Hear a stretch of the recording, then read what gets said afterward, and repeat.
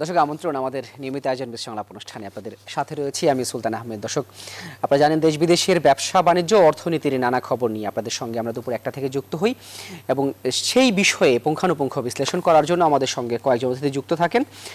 দর্শক আপনারা জানেন যে গতকালকে কিন্তু জাতীয় রাজস্ব বোর্ড ট্যাক্স সম্মাননা প্রদান করেছে দেশের 141 জন সেরা করদাতাকে এবং সেই সেরা করদাতাদেরকে আসলে ট্যাক্স কাট প্রদান করার ফলে তারা উৎসাহিত হয়েছে। এর ফলে যেমনটি হয় সমাজে অন্য যারা রয়েছে করদাতা তারাও উৎসাহিত হয়, যেমনটি আশাবাদ করেছেন এনবিআর এবং গতকালকে সেই অনুষ্ঠানে অর্থমন্ত্রী উদারত আহ্বান জানিয়েছেন প্রত্যেকটি মানুষ যারা আসলে কর দেওয়ার যোগ্য তাদেরকে কর প্রদান করতে। এবং তিনি বলেছেন যে কর দেওয়ার ফলেই দেশের উন্নয়ন হচ্ছে। গেল 10 বছরের উদাহরণ টেনে তিনি বলেছেন যে এই দেশের যে অর্থনৈতিক প্রবৃদ্ধি হচ্ছে বিশ্বের যে কোনো দেশের তুলনায় ভালো, সেইটি হচ্ছে কিন্তু তাদের দেয়ায় কর দেওয়ার ফলেই। সেসব বিষয় দর্শক আমরা আলোচনায় যাব। তবে আমরা দেখতে পাই যে কর সম্মাননা দেওয়া হচ্ছে, কর আদায়ও বেড়েছে। আমরা দেখেছি প্রথম 4 মাসে জাতীয় রাজস্ব বোর্ডের হিসেবে প্রায় 16% কর আদায়ে প্রবৃদ্ধি রয়েছে। তারপরও কিন্তু লক্ষ্যমাত্রার কাছাকাছি এখনও যেতে পারেনি জাতীয় রাজস্ব বোর্ড। কোথায় ঘাটতি রয়েছে, কি করলে কর আদায় বাড়বে এবং ব্যবসায়ীরা আসলে কি চায় কর ব্যবস্থাপনায়। গতকালকে এফবিসিসির সভাপতিও বলেছেন যে হয়রানিমুক্ত কর পরিবেশ চান তারা, সেটি কি করে করা সম্ভব, সব বিষয় নিয়ে আজকে আমরা কথা বলবো। দর্শক আমাদের সঙ্গে এ বিষয়ে কথা বলতে 3 জন অতিথি যুক্ত হবেন। এরই মধ্যে আমাদের সঙ্গে যুক্ত হয়েছেন দৌলত আক্তার মালা, তিনি একজন সিনিয়র সাংবাদিক এবং বিশেষ প্রতিনিধি দি ফিনান্সিয়াল এক্সপ্রেসে তিনি কাজ করেন। আমাদের সঙ্গে চট্টগ্রাম থেকে যুক্ত হয়েছেন বিজিএম-এর প্রথম সহসভাপতি জনাব সৈয়দ নজরুল ইসলাম। আমাদের সঙ্গে আরও একজন যুক্ত হবেন, তিনি মোহাম্মদ হেলাল উদ্দিন, তিনি সাবেক সহসভাপতি এফবিসিসিআই। আমরা তাদের সঙ্গে আলোচনায় যাব দর্শক। তবে যাবার আগে যেই রিপোর্টটি রয়েছে গতকালকের ট্যাক্স কাট প্রদান অনুষ্ঠানের, সেটি দেখে আসতে চাই।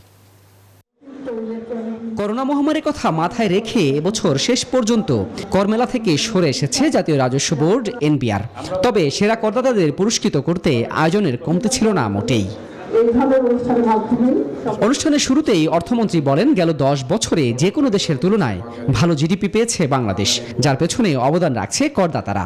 তবে একই সময়ে এফবিসিসিআই সভাপতি দাবি জানান কর প্রদান হয়রানি মুক্ত করতে যা কিছু আছে আমরা সেখান থেকে একটু একটু করে দিয়ে হলো, একটু একটু করে অংশগ্রহণ করে হলো আমরা জাতিকে সোনালী বাংলাদেশ হিসেবে প্রস্তুত করি। একটি স্বচ্ছ সেবামূলক কর ব্যবস্থার মাধ্যমে করদাতাদের সচেতন করে তোলা, মাঠ পর্যায়ে কর কর্মকর্তাদের হয়রানি হ্রাস প্রভৃতি বিষয়গুলি প্রতি বিশেষ নজর দেওয়া জরুরি। এরপরই শুরু হয় 3 ক্যাটাগরিতে সেরা করদাতাদের নাম ঘোষণা। এ সময় সম্মাননা ও ট্যাক্স কাট প্রদান করা হয় জাতীয় রাজস্ব বোর্ডের পক্ষ থেকে। অভিনেত্রী ক্যাটাগরিতে বিদ্যা সিনহা মিম, গায়ক ক্যাটাগরিতে এসজি রুবেল, খেলোয়াড় ক্যাটাগরিতে মাহমুদুল্লাহ সশরীরে উপস্থিত হয়ে পুরস্কার গ্রহণ করেন। প্রিন্ট ও ইলেকট্রনিক মিডিয়া ক্যাটাগরিতে সেরা করদাতা হিসেবে ঘোষণা করা হয় দেশের বৃহৎ মিডিয়া পরিবার ইস্ট ওয়েস্ট মিডিয়া গ্রুপের নাম। প্রতিষ্ঠানটির পক্ষে পুরস্কার গ্রহণ করেন হেড অফ ফিন্যান্স নূরে আলম সিদ্দিকী। এই ট্যাক্স কার্ড আমরা গত 6 বছর শুরু থেকে এ পর্যন্ত পেয়ে আসছি। এটা আমাদের একান্তিক সকলের প্রচেষ্টা। একটা উৎসাহ তৈরি হবে পরিবার থেকে যে ট্যাক্স দেওয়ার প্রবণতাটা অনেক বাড়বে। পুরস্কার প্রাপ্তরা বলেন এমন আয়োজন তাদেরকে কর প্রদানে দায়বদ্ধ করবে। আমার এই পুরস্কার দেখে অনেকেই আগ্রহ হবে যে আমরাও কর দিব, আমরা যাতে সহজভাবে প্রতিটা বিষয়ে কর দিতে পারি। পরবর্তী জেনারেশন ইয়ংরা কর প্রদানে উৎসাহিত। তবে কর প্রদান প্রক্রিয়াকে আরো সহজ করতে অটোমেশন করার দাবিও জানান করদাতারা। সুলতান আহমেদ, নিউজ 24, ঢাকা। দর্শক আমরা আলোচনায় ফিরতে চাই। আমরা শুরুতে যেতে চাই জনাব দৌলত আক্তার মালা, আপনার কাছে। নিশ্চয়ই শুনতে পাচ্ছেন মালা, আপনি আমাকে গতকালকের অনুষ্ঠানে আপনিও ছিলেন এবং সেখানে আসলে আমরা যেমনটি দেখেছি এনবিআর প্রতি বছর করমেলার আয়োজন করে। করমেলার শেষ দিনে এসে কিন্তু সেরা করদাতাদেরকে আসলে এই ট্যাক্স কার্ড বা সম্মাননা প্রদান করা হয়। যদিও করোনার পরিস্থিতির কথা মাথায় রেখে এবছর সেই মেলা শেষ পর্যন্ত সরে এসছে এনবিআর। আপনি একটু বলবেন যে এই ধরনের আসলে সম্মাননা কতটুকু উৎসাহিত করে, দেশের সামগ্রিক কর পরিবেশের উপর কতটুকু প্রভাব ফেলে?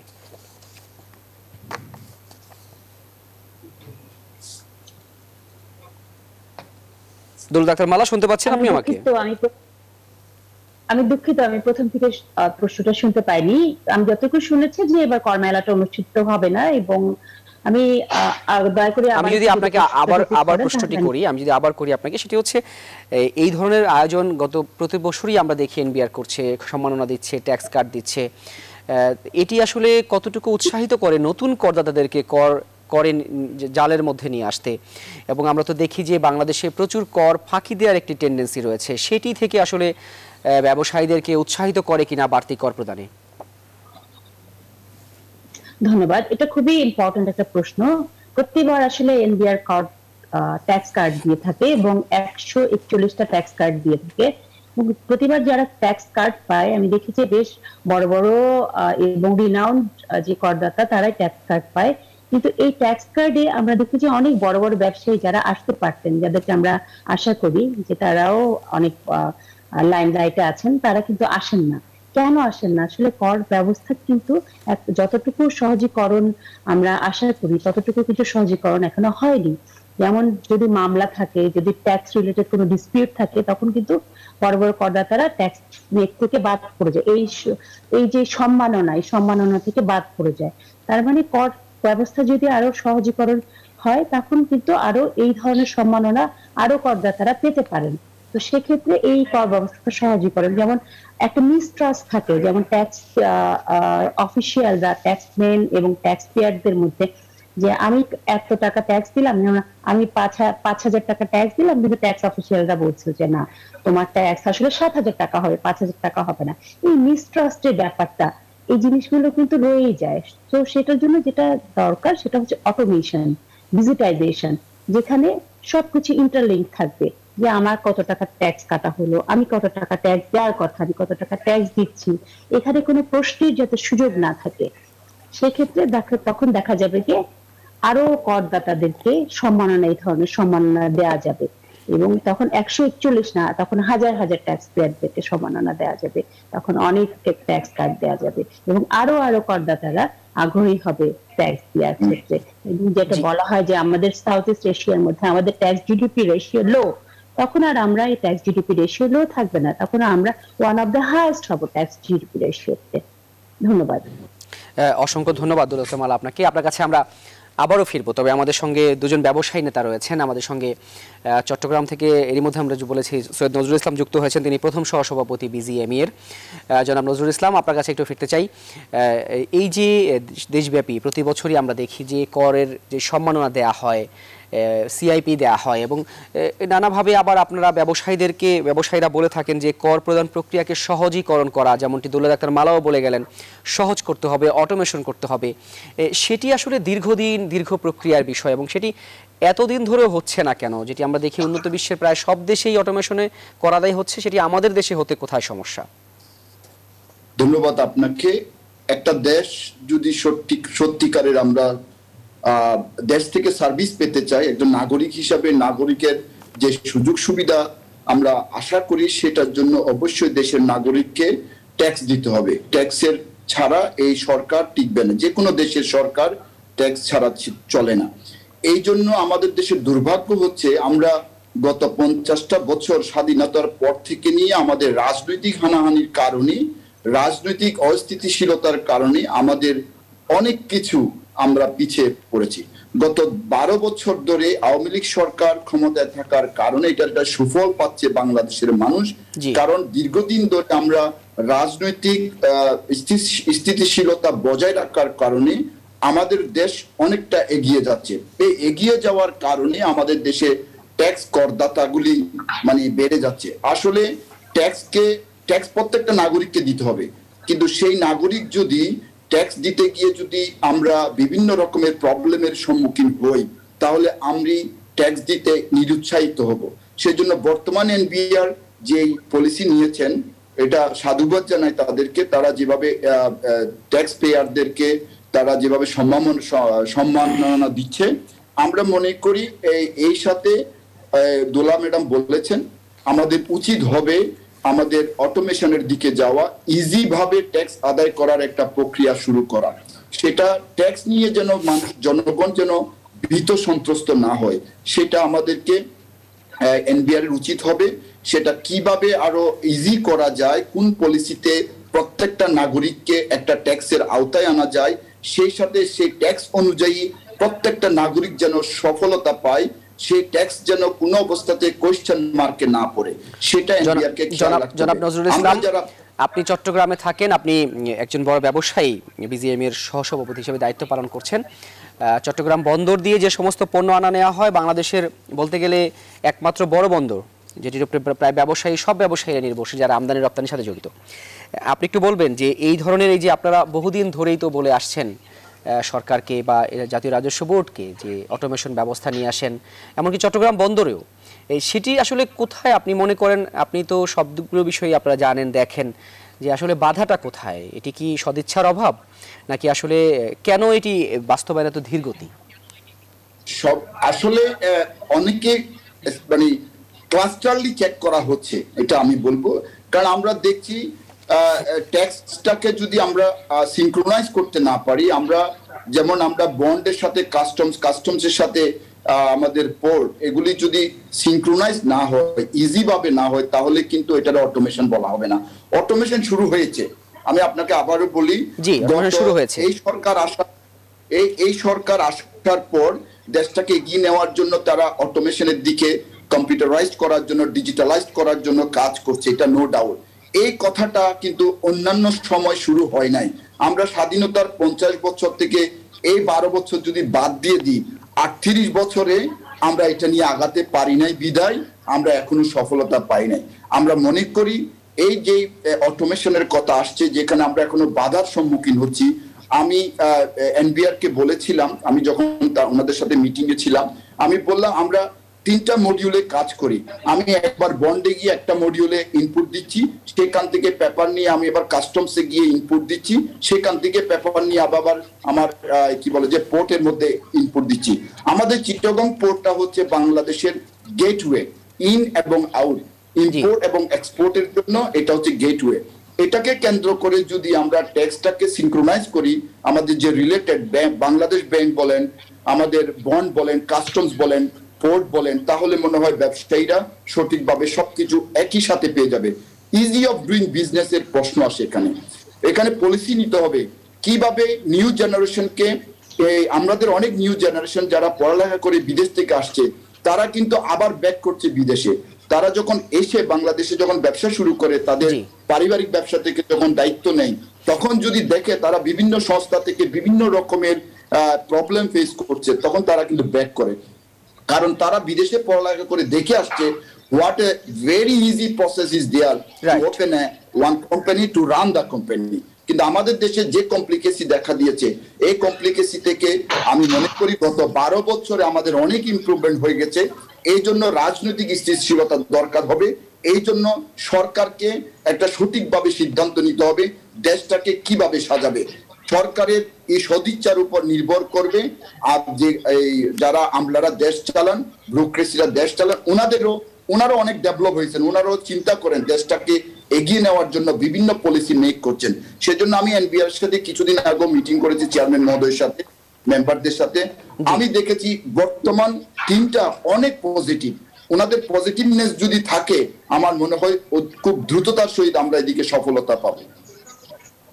অসংখ্য ধন্যবাদ জনাব সৈয়দ নজরুল ইসলাম। আপনার বেশ কয়েকটি ভালো পয়েন্ট আমরা পেয়েছি, এবং যেগুলো আপনি বলছিলেন যে যদি আসলে এই অটোমেশন ব্যবস্থাকে পুরোপুরি চালু করা না যায়, যেমন আপনি যেটি বললেন যারা বিদেশের বাইরে থেকে আসে তারা কিন্তু দেশে এসে যখন এই সিস্টেম দেখে তখন তারা কিন্তু কিছুটা হতাশ হয়। সেই ক্ষেত্রে কি করে পুরো ব্যবস্থাপনাকে ঢেলে সাজানো যায়, কি করে সেই সুবিধা দেয়া যায়, এবং তাদেরকে বিশেষ করে বিদেশি বিনিয়োগ টানতেও সরকার চেষ্টা করছে, সেগুলো আনার ক্ষেত্রে হয়তো একটি বড় বাধা এসব বিষয়গুলো। এই বিষয়ে আমরা বিস্তারিত কথা বলতে চাই। আমাদের সঙ্গে জনাব হেলালুদ্দিনও যুক্ত হওয়ার কথা রয়েছেন। সব মিলিয়ে আমরা দর্শক আছি ছোট্ট একটি বিরতির পরে। আপনারা দেখছেন আমাদের নিয়মিত আয়োজন বিশ্ব সংলাপ অনুষ্ঠান, সাথেই থাকুন। ফিরছি ছোট্ট একটি বিরতির পর। দর্শক, আমন্ত্রণ বিরতির পরে আপনারা দেখছেন আমাদের নিয়মিত আয়োজন বিশ্ব সংলাপ অনুষ্ঠান। যে বিষয়ে আজকে আমরা কথা বলছি, কর আদায় ও সম্মাননা বিষয়ে। বিরতিতে যাবার আগে নানান বিষয়ে কথা হচ্ছিল। এরই মধ্যে আমাদের সঙ্গে যুক্ত হয়েছেন জনাব মোহাম্মদ হেলালুদ্দিন। তিনি সাবেক সহসভাপতি এফবিসিসিআই, একই সাথে তিনি সভাপতি বাংলাদেশ দোকান মালিক সমিতি। একটি বিশাল বড় ব্যবসায়ী শ্রেণীকে তিনি আসলে নেতৃত্ব দিচ্ছেন। তার কাছ থেকে আমরা শুরুতেই শুনতে চাই যে এই যে ব্যবসায়ী সমাজের নানা আপত্তি, এবং ছোট ছোট যারা দোকান চালায় ঢাকার শহরে বা দেশের বিভিন্ন জায়গায়, তাদের নানা রকমের আপত্তি রয়েছে। দুটো কথাই এখানে প্রচলিত। একটি হচ্ছে এইসব ব্যবসায়ীদেরকে করের আওতায় আনা যাচ্ছে না, অন্যদিকে আবার ব্যবসায়ীরা বলেন তাদেরকে বিভিন্নভাবে মাঠ পর্যায়ে যারা কাজ করেন এনবিআর এর, তারা গিয়ে হয়রানি করেন। জনাব হেলালুদ্দিন, আপনার কাছে শুনতে চাই বাস্তবতা কোনটি? ধন্যবাদ সুলতান ভাই আপনাকে। প্রথমত আসলে বিষয়টা আপনি যেভাবে বলেছেন এটাই সত্য। প্রথমত হচ্ছে যে যারা কর আরোহণ করেন তারা যে খুব বেশি বিরক্ত করেন তা না, কিন্তু তারা আসলে জানি না বিরক্ত করেন ভ্যাটের কর্মকর্তারা। হ্যাঁ, আসলে ক্ষুদ্র দোকান এবং ব্যবসা প্রতিষ্ঠানগুলোতে সবচেয়ে সমস্যা হচ্ছে এই মুহূর্তে ভ্যাট নিয়ে ওনারা যাচ্ছেন। কিন্তু আজকে যেটা আপনি আলোচনা যেটা এর আগে বলেছিলেন যে আজকে আমাদের যে করদাতা হলো আমাদের বিভিন্ন প্রতিষ্ঠানগুলো, হ্যাঁ, এবং এখানে আমরা এরই মধ্যে প্রথম অংশে আলোচনা করেছি যে করদাতাদের সম্মাননা দেওয়া হচ্ছে, এর ফলে তারা উৎসাহিত হচ্ছে, কর আদায় বাড়বে, অনেকে দেখে উৎসাহিত হচ্ছে, সে বিষয়গুলো আলোচনা এসেছে। যদি আমি মোটা দাগে আপনার কাছে জানতে চাই যে এত বড় দোকানদার একটি বড় অংশকে আপনি পুরো দেশের যারা দোকান মালিক তাদেরকে আপনি নেতৃত্ব দিচ্ছেন, ওনাদের পক্ষ থেকে আসলে ওভারঅল ভ্যাট নিয়ে বা কর নিয়ে ওনাদের মন্তব্য, ওনাদের অবস্থানটা কি? কেন ওনাদেরকে আসলে করের আওতায় আনা যাচ্ছে না? করের আওতায় আনা যাচ্ছে না ব্যাপারটা কিন্তু ওরকম না। আপনি অর্থমন্ত্রীর কথা যদি আপনি খেয়াল করেন, উনি কি বললেন, 15 বছরে প্রায় 12 গুণ রাজস্ব আয় বেড়েছে, বিশেষ করে আয় করে। তো সেই ক্ষেত্রে বাড়ছে না তা না, সেই প্রবলেমটা হচ্ছে যারা আমরা দিচ্ছি তারাই আয়কর দিচ্ছে, কিন্তু অন্যদেরকে নেটে আনা যাচ্ছে না। মানে এখানে এনবিআর আমার মনে এক ধরনের সক্ষমতার অভাব আছে। সেটা হচ্ছে আমরা কিন্তু বারবার বলেছিলাম যে প্রতি উপজেলা পর্যন্ত এনবিআর কিন্তু অফিস করা হয়। কারণ এনবিআর কে বললে ওনারা বলবেন যে আমাদের জনবল কম, আমরা উপজেলা পর্যন্ত যেতে পারি না, আমাদের সেই জনবল নাই। এখন ধরেন এই 18 কোটি দেশের মানুষের যখন কোনো সংস্থা, বিশেষ করে সরকারি সংস্থারা যখন বলে আমার লোকবল নেই, আমি পারছি না, তখন আমাদের কাছে এক ধরনের অবাক লাগে। একটি বিষয় আমরা কিন্তু বলেছিলাম ব্যবসায়ীদের পক্ষ থেকে, আমরা যে কথাটি বারবার বলি যে আমরা কিন্তু নেপালের চাইতে জিডিপি রেশিও আমাদের কিন্তু ট্যাক্সে কম। এইটা আমাদের জন্য এক ধরনের লজ্জাজনক বিষয়। আমরা যারা দিচ্ছি তারাই দিচ্ছি, নতুন করদাতা কিন্তু খুব বেশি আসছে বলে আমাদের কাছে মনে হচ্ছে না। এই কারণে আমরা বলছিলাম যে প্রতি উপজেলায় যদি একটি করের অফিস থাকে এবং তারা আউটসোর্সিং করতে পারে। আপনি ধরেন এখন বাংলাদেশে আমাদের সরকারি বিশ্ববিদ্যালয় ছাড়াও কিন্তু বেসরকারি অনেক বিশ্ববিদ্যালয় তৈরি হয়েছে যেখানে আপনার অর্থনীতির সাবজেক্ট পড়ানো হচ্ছে। ওইসব স্টুডেন্টদের যদি এনে অন্তত 2 মাসের জন্য আউটসোর্সিং করে অন্তত উপজেলা লেভেল পর্যন্ত করের নেটটা বিস্তৃত করা যায়, সেই ক্ষেত্রে দেখবেন যে এখন যে করটা আদায় হচ্ছে তার 2 গুণ 3 গুণ কর বেশি কিন্তু আদায় হবে। আপনি সুলতান গ্রামে গেলে দেখবেন এখন গ্রাম কিন্তু ওখানে গ্রাম নেই, গ্রাম এখন শহর। এমন কোনো বাড়ি নাই যে বাড়িতে ফ্রিজ নাই, এমন কোনো বাড়ি নাই যে বাড়িতে টেলিভিশন নাই, এমন কোনো বাড়ি নাই যে বাড়ি এখন আপনার ইটা বালি সিমেন্টের তৈরি না। তো ওনারা কিন্তু যখন তখনই ট্যাক্স দিতে পারে। আমাদের ইকোনমি কিন্তু এখন গ্রামের ইকোনমি অনেক শক্তিশালী শহরের চাইতে আমার কাছে মনে হচ্ছে। তো সেই ক্ষেত্রে আপনি শুনে আশ্চর্য হবেন যে আমাদের গ্রামে একেবারে একটা সেই নরসিংদীর শেষ মাথায় আমার বাড়ি, অর্থাৎ মনোহরদী জেলা, সেখানে একটি ঔষধের দোকানে প্রতিদিন সে ওষুধ বিক্রি করে 1 থেকে 1.5 লক্ষ টাকা। কেন ইমাজিন, 1 থেকে 1.5 লক্ষ টাকা ঢাকা শহরে এরকম ওষুধ দোকান পাওয়া যায়। হ্যাঁ, 1 থেকে 1.5 লক্ষ টাকা তার প্রতিদিন সেল। তো তারা কিন্তু জানেই না আয়কর কাকে বলে, তারা কিন্তু জানেই না এই আসলে এই কিভাবে ইনকাম ট্যাক্স দিতে হয়। এই বিষয়গুলো আমরা বারবার বলেছি। আমি মনে করি এনবিআর কে আরো গতিশীল হতে হবে এবং তারা অটোমেশনে চলে যাবেন। এবং সেই সাথে সাথে আপনি এটা যে জটিলতাটা সুলতান, আমি বলি প্রতি বছর আপনি যত জায়গায় ব্যবসা করেন, যত ব্যাংকে ব্যাংকিং করেন, সমস্ত কাগজগুলো আপনাকে প্রতি বছর জোগাড় করে আপনাকে সাবমিট করতে হয় ডিসিটির কাছে। আর এই যে আপনি সাবমিট করবেন এতগুলো কাগজ, এই কাগজগুলো আনতে তো চলে যায় 3 মাস 4 মাস। আজকে গেলে অফিস বন্ধ, কালকে গেলে সে অফিসার ছিল না, পরশুদিন বলবে যে আমার সার্ভে নষ্ট। এখন তো অলমোস্ট অনেক অফিসই অটোমেশন হয়েছে। তো এই বিড়ম্বনা আমরা কিন্তু শেষ করতে পারছি না। আমরা এই কারণে বারবার বলি আয় থেকে ভাই ব্যয়টা নিয়ে যান। আমি যখনই আয় করবো 100 টাকা, আপনি সেখান থেকে 10 টাকা নিয়ে যান, আমার কোনো আপত্তি নাই। কিন্তু মাস শেষে আমাকে, বছর শেষে আমাকে যখন বলেন এই 32 রকম প্রতিষ্ঠান থেকে 32 রকম জায়গা থেকে আপনি সমস্ত কাগজপত্র, কত ব্যবসা করেছেন, কত পুঁজি বিনিয়োগ করেছেন,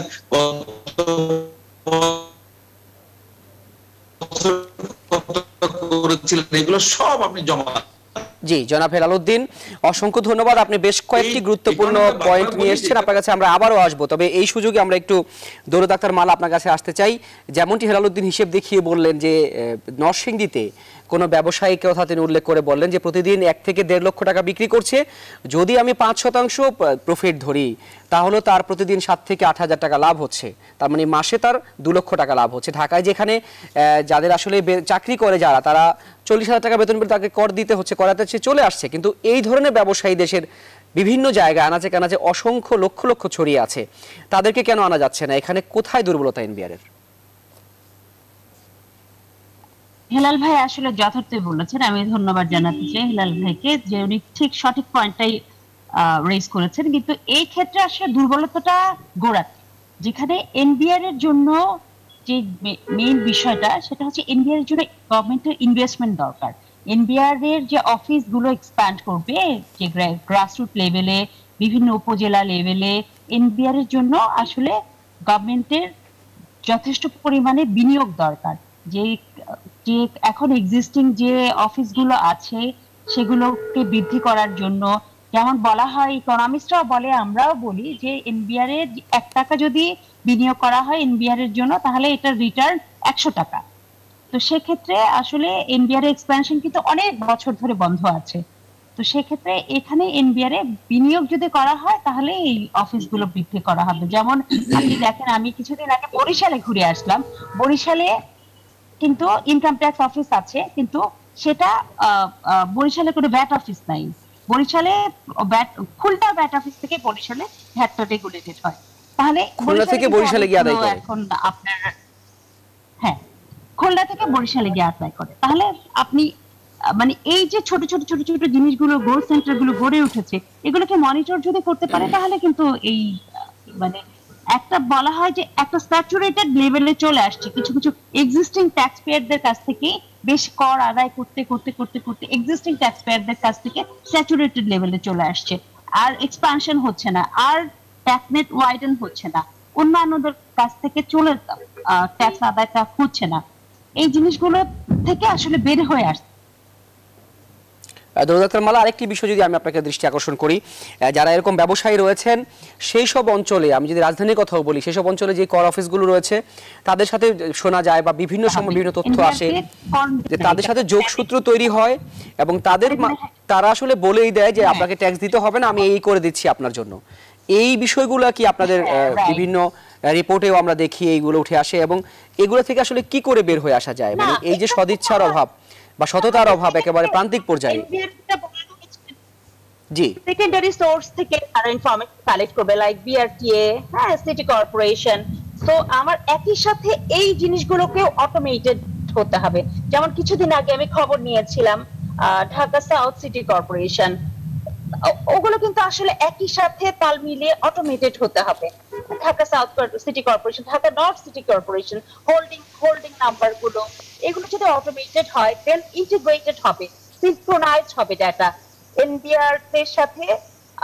এই হোল্ডিং ট্যাক্স গুলো, হোল্ডিং নাম্বার গুলো এনবিআর দেখতে পাবে যে কোন কোন হোল্ডিং নাম্বার গুলো ট্যাক্স টিআইএন নাম্বার আছে, কোন কোন হোল্ডিং নাম্বার গুলো টিআইএন রেজিস্টার্ড, ট্যাক্স রেজিস্টার্ড, কারা ট্যাক্স রিটার্ন দিচ্ছে। দেন এদেরকে নেটে আনাটা ইজি হবে। শুধু একা এনবিআর অটোমেটেড হলো কিংবা একা সিটি কর্পোরেশন অটোমেটেড হলো কিংবা বিআরটিএ অটোমেটেড হলো তাহলে কিন্তু হবে না। এটা একটা হলিস্টিক একটা অ্যাপ্রোচের দরকার আছে। জি, অসংখ্য ধন্যবাদ দৌলতার মালা আপনাকে। আমরা চট্টগ্রামে যেতে চাই। জনাব নজরুল ইসলাম, আপনি নিশ্চয়ই শুনতে পাচ্ছেন, আপনি আমাকে আপনাদের উৎসে কর নিয়েও নানা রকমের আসলে আপনাদের আপত্তির কথা শোনা যায়। আপনি কি বলবেন যে এখনকার বাস্তবতা কিছুটা চেঞ্জ হয়েছে, পরিবর্তন হয়েছে কিনা? ধন্যবাদ। উৎসে করতে আমরা এক্সপোর্টের উপর আমাদের যে অর্ডারগুলি আসছে সেটার উপর আমরা লাভ করি আর লোকসান করি। আমাকে 5%, 0.5% কিন্তু উৎসব কর দিতে হচ্ছে, আমার সোর্স ট্যাক্স যেটাকে বলা। এবার আসেন এটার এই অনুযায়ী আমাদের যে উৎসব করটা দিতে হয়, আমরা যেখান থেকে মালামাল ক্রয় করি, যেখান থেকে আমরা সার্ভিসগুলি নিই, সেখানে আমাদেরকে একটা কালেক্টর বানানো হচ্ছে। এটা নিয়ে আমাদের দ্বিমত আছে।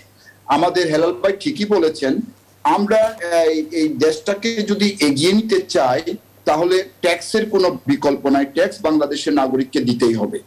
এবং সে দিতে হলে আমাদেরকে মানে এই ট্যাক্সটাকে কিভাবে কত দ্রুততার সাথে কত ইজি ওয়েতে কালেক্ট করা যায় সেটা চিন্তা করতে হবে। সেটা চিন্তা করতে গেলে অবশ্যই এনবিআর কে ঢেলে সাজাতে হবে। এনবিআর কে অবশ্যই মানে আমাদের জেলা উপজেলায় তাদের অফিস করতে হবে। মানে আমাদের যে নতুন প্রজন্ম আসছে তাদেরকে মানে আমরা নিয়োগ দিতে হবে। তাহলে কি হবে কি, আমাদের দেশের মানুষ যে সার্ভিসগুলি আমরা নিচ্ছি সেটা হলো অটোমেশনের মাধ্যমে আমাদের ট্যাক্সগুলি কালেক্ট হবে। আমরা যদি এখন বছরের শেষে আমাকে যদি বলা হয় আপনি ট্যাক্সের ফাইল দেন, তখন কি হবে? আমাদের হেলাল ভাই বলেছেন 3-4 মাস লেগে যাবে আমার সকল পেপারস গুলি কালেক্ট করতে। এইখানেই আমাদের একটা সমস্যা, যে কারণে দোলাপাও ঠিকই বলেছেন, আমরা সিটি কর্পোরেশনে মডিউল হচ্ছে এটা ইন্ডিভিজুয়াল কি বলে যে অটোমেশন, আমার bond individual, customs individual, port individual, bank individual. কিন্তু আমরা কি করছি?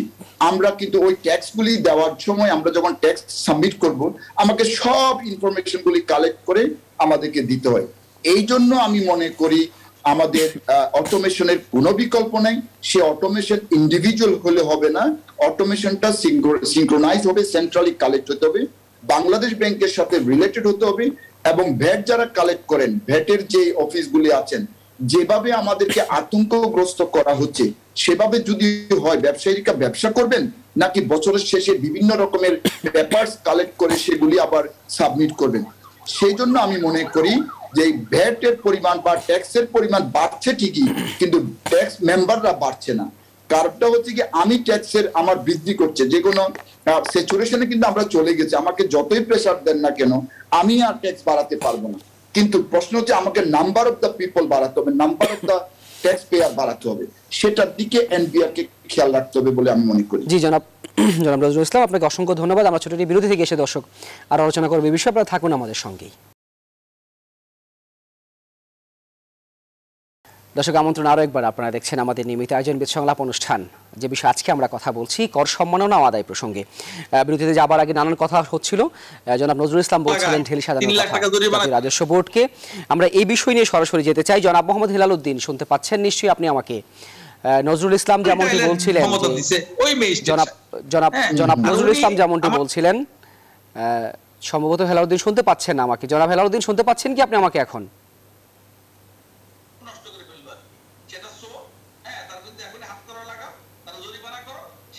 জনাব হেলালউদ্দিন সম্ভবত শুনতে পাচ্ছেন না আপনি আমাকে। জনাব হেলালউদ্দিন শুনতে পাচ্ছেন আপনি আমাকে? আমি শুনতে পাচ্ছি। জি, যে বিষয়টি প্রশ্ন করতে চাই, যেমনটি সৈয়দ নজরুল ইসলাম বললেন যে এনবিআরকে ঢেলে সাজানো উচিত, ঢেলে সাজানো খুবই দরকার, এবং আপনি এক সময়ে বিসিসিআইকে নেতৃত্ব দিয়েছেন, আপনারাও সেই সময় থেকেই বলে আসছেন এনবিআরকে ঢেলে সাজানো উচিত। কি ধরনের ঢেলে সাজানো উচিত যদি কয়েকটি পয়েন্ট বলেন, যে এখনকার এনবিআরের বাস্তবতা আপনাদের সময়ের বাস্তবতা কিছুটা পরিবর্তন হয়েছে কিনা, আরও কি কি করা উচিত এখানে? প্রথমত সুলতান আমি বলি, একদম চেয়ারম্যানের দরজা থেকে শুরু করে আপনার এই একজন কমিশনের দরজা পর্যন্ত ওপেন থাকতাম। আমাদের যখন যে সমস্যা হবে আমরা তাদের কাছে যাব, সমস্যার সমাধান ওনারা দেবেন। এলো 1 নাম্বার ঢেলে সাজানোর 1 নাম্বার বিষয়। হ্যাঁ, ওনারা আমি বাইরে বসে থাকবো, আমি একজন ট্যাক্স পেয়ার, ঘন্টার পর ঘন্টা বসে থাকবো, তারপরে উনি ওনার পিএস বলবেন যে আজকে স্যার দেখা করবেন না, হ্যাঁ আজকে স্যার মিটিং এ ব্যস্ত। আমি সেটা শুনতে চাই না। অথবা আমাকে টাইম লিমিট করে দেবে যে উনি কখন জনগণের সঙ্গে বা ব্যবসার সঙ্গে দেখা করবেন। এটা হচ্ছে প্রথম কাজ। দ্বিতীয় কাজ হচ্ছে টোটাল থেকে অটোমেশন করা, পর্যায়ক্রমে অটোমেশন করে নিয়ে আসা। আমি ওনাদের এই ওনার এখানে আমি নিয়ে ওই যে রিটার্ন সাবমিট করতে যাব আর আমাকে প্রত্যেক অফিসে টাকা দিয়ে আসতে হবে, আমি সেই কাজটা করতে চাই না। তৃতীয়ত হচ্ছে তাদের একটা জিনিস বুঝতে হবে, ওনারা যেরকম ট্যাক্স মানে ট্যাক্সের কর্মকর্তা, আমিও কিন্তু ট্যাক্স মানে ভ্যাটের একজন ছোট কর্মকর্তা। উনি ট্যাক্স তোলেন, ভ্যাট তোলেন, আমি কিন্তু জনগণের কাছে ভ্যাট তুলে আমি সরকারি কোষাগারে জমা দিচ্ছি। অতএব ডিউ রেসপেক্ট উভয়কে দিতে হবে। এই কিছু কাজ যদি ইমিডিয়েট করা না হয় তাহলে কিন্তু আসলে আমাদের যে কষ্ট, আমাদের যে বলা, আপনারা আমাদেরকে প্রায় বলেন, আমরা আসি এই কথাগুলো কিন্তু প্রতিনিয়ত বলি, একজন রেসপেক্ট যদি না থাকে সেখানে কিন্তু আসলে খুব ভালো কোনো কর্ম হয় না। আপনি আমাকে ব্লেম দিবেন, ওরা আমাকে ব্লেম দিবে, এইখান থেকে ওদের সরে আসতে হবে। আমাদের কিছু প্রমোটিভ অফিসার আছে যারা ওনারা মনে করেন যে আমরা বোধহয় সারাদিন চুরি করে বেড়াই আর ওনারা খুব ভালো কাজ করেন, আগে আমাকে পয়সা দেন পরে আপনার সমস্যার কথা বলেন। এইখান থেকে আমাদের সরে আসতে হবে। জনাব হেলালউদ্দিন, আপনাকে অসংখ্য ধন্যবাদ। আমরা শেষবারের মতো দৌলত আক্তার মালা আপনার কাছেও ফিরতে চাই। আমরা দেখতে পেয়েছি গতকালকেও তরুণদেরকেও পুরস্কৃত করা হয়েছে। অনেক তরুণ করদাতা এখন আসলে কর দিতে উৎসাহিত হচ্ছেন। আপনি কি মনে করেন তরুণ করদাতাদেরকে করের আওতায় নিয়ে আসতে সরকার আর কি কি করতে পারে?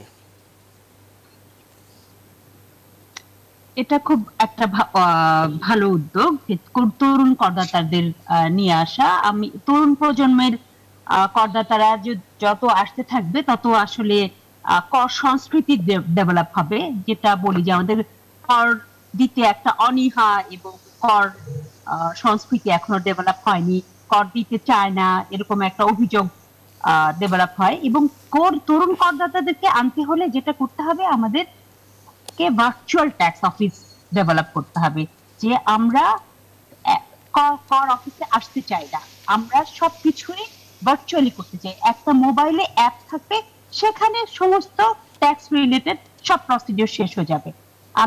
আমাকে ট্যাক্স অফিসে বারবার আসতে হবে না। এখন যেটা করা হচ্ছে, যেমন কিছুদিন আগে অক্টোবরের ফার্স্ট উইকে online tax return submission procedure launch করা হলো, যেখানে অনলাইন ট্যাক্স রিটার্ন করা যাবে, কিন্তু একটা ট্যাক্স রিটার্নের ফটো প্রিন্ট আউট নিয়ে আবার ট্যাক্স অফিসে আসতে হবে। এটা আমরা চাই না। আমরা চাই একটা ভার্চুয়াল ট্যাক্স অফিস, আমরা চাই ভার্চুয়াল ভ্যাট অফিস, যেখানে আমি মোবাইলের অ্যাপের মাধ্যমে সবকিছু করে ফেলবো। তাহলে আরো তরুণ করদাতারা আসবে, আরো সব তরুণ কেন, সব ধরনের করদাতারাই। একটু আগে যেটা হেলাল ভাই বললেন যে আমাকে বসে থাকতে যাতে না হয়, হেলাল ভাই তখন ছিলেন না, আমি তখন বলেছিলাম যে একটা মিসট্রাস্ট আছে। এবং আরেকটি বিষয় যে ভয় রয়েছে তরুণদের মধ্যে, একটি ভয় নিশ্চয়ই কাজ করে প্রথম দিকে কর দিতে, যে আসলে আমি যা দিচ্ছি ঠিক হচ্ছে কিনা, কাগজপত্র ঠিক হচ্ছে কিনা। এটি দূর করার জন্য কি বন্ধুত্বপূর্ণ আচরণ গুরুত্বপূর্ণ কিনা? এখানে বন্ধুত্বপূর্ণ আচরণ দরকার, কিন্তু যেটা হয় যে আমি যেটা বলছিলাম যে online tax return submission process, সেটাতে কিন্তু আপনার ওই অ্যাপটাতেই ট্যাক্স ক্যালকুলেটর ইনসার্ট করা আছে, মানে আপনার ভুল হওয়ার কোনো সম্ভাবনা নেই, কারণ এনবিআর এর ওটা ভেরিফাইড একটা অ্যাপ। ওখানেই বলে দেবে যে ডাক্তার মালা, আপনাকে ধন্যবাদ দিতে হচ্ছে। আমরা শেষবারের মতো জনাব সৈয়দ নজরুল ইসলাম আপনার কাছে একটু ফিরতে চাই। নজরুল ইসলাম, যদি আপনি একটু বলেন যে এখনকার এনবিআর আগের চেয়ে পরিবর্তন হচ্ছে কিনা? আপনি অনেকগুলো পয়েন্ট, ভালো ভালো পয়েন্ট বলেছেন, ইতিবাচক কোনো দিক আপনি বলতে চান কিনা? হ্যাঁ, ধন্যবাদ। অবশ্যই কিছুটা ডেভেলপমেন্ট হচ্ছে। আমি আবারও বলবো, রাজনৈতিক স্থিতিশীলতা থাকলে দেশ এগিয়ে যাবে। দেশকে এগিয়ে নিতে হলে অবশ্যই আমাদের জনগণকে ট্যাক্সের আওতায় আনতে হবে। সেই ট্যাক্সের আওতায় আনার জন্য চোর সাব্যস্ত করে, চোরের মতন করে আমাদের ব্যবসায়িক সমাজকে যদি হ্যারাসমেন্ট করা হয়, তাহলে কখনো ভ্যাট ট্যাক্স আদায় করা যাবে না এবং ভ্যাট ট্যাক্সে উৎসাহিত হবে না। আমাদেরকে এনবিআর এর ভিতরে আমাদের হেলাল ভাই বিস্তারিত বলেছেন, মালাপো বলেছেন, আমি ওদিকে যাচ্ছি না। আমি মনে করি ট্যাক্স আমাদেরকে দিতে হবে। এই ট্যাক্স দেওয়ার জন্য এনবিআর কে আমাদেরকে মোটিভেট করতে হবে, ইজি অফ ডুইং বিজনেস নিশ্চিত করতে হবে, আমাদের বিভিন্ন পদে পদে হ্যারাসমেন্টটা বন্ধ করতে হবে, আমাদেরকে শ্রদ্ধা, আমরা তাদের প্রতি শ্রদ্ধা, এটার একটা পয়েন্টগুলি আমাদেরকে সুচারুভাবে বিশ্লেষণ করতে হবে। আমরা নাগরিকরা যদি, ব্যবসায়ীরা যদি এনবিআর কে শ্রদ্ধা না করি, এনবিআর যদি আমাদেরকে শ্রদ্ধা না করে, তাহলে কখনো বাংলাদেশ এগিয়ে যাবে না। বাংলাদেশকে এগিয়ে নিতে হলে শুধুমাত্র ইন্ডাস্ট্রি দিলাম, চাকরি কর্মসংস্থানের যোগান দিলাম, কিন্তু সরকারের এনবিআর এবং বাংলাদেশ ব্যাংকের বিভিন্ন রকমের পলিসিগত দিক দিয়ে আমাদেরকে মানে চেপে বসবে, আমাদেরকে হ্যারাসমেন্ট করবে, তাহলে কিন্তু বাংলাদেশ সত্যিকারের অর্থে এগিয়ে যাবে না। মুক্তিযুদ্ধের চেতনায় যে শহীদরা রক্ত দিয়েছেন এই বাংলাদেশকে মানে সোনার বাংলা করার জন্য, বর্তমান প্রধানমন্ত্রী স্বপ্ন দেখিয়েছেন বাঙালি জাতিকে উন্নত রাষ্ট্র পরিণত করার জন্য, সেই স্বপ্নগুলি কখনো বাস্তবায়িত হবে না যতক্ষণ পর্যন্ত এনবিআর এবং বাংলাদেশ ব্যাংকের রিলেটেড যে অফিসারগুলি তাদের মন মানসিকতা পরিবর্তন না হবে। তার মানে আপনারা তাদের কাছ থেকে বন্ধুত্বপূর্ণ আচরণ চান, তাদের মানসিকতার পরিবর্তন চান, যেমনটি হেলালউদ্দিন বললেন যে আসলে তাদের দরজায় গিয়ে যেন আমাদের বসে থাকতে না হয়, তারা যেন আমাদেরকে সেইভাবে করে আসলে ট্রিট করেন। অসংখ্য ধন্যবাদ আপনাদের তিনজনকে, জনাব হেলালউদ্দিন, দৌলত ডাক্তার মালা এবং সৈয়দ নজরুল ইসলাম আপনাদেরকে। আমরা আশা করি পরের কোনো সংলাপে আপনারা আবার আমাদের সঙ্গে যুক্ত হবে। দর্শক, আপনারাও ভালো থাকুন, সুস্থ থাকুন এবং সব খবর সবার আগে দেখতে চোখ রাখুন নিউজ 24-এ।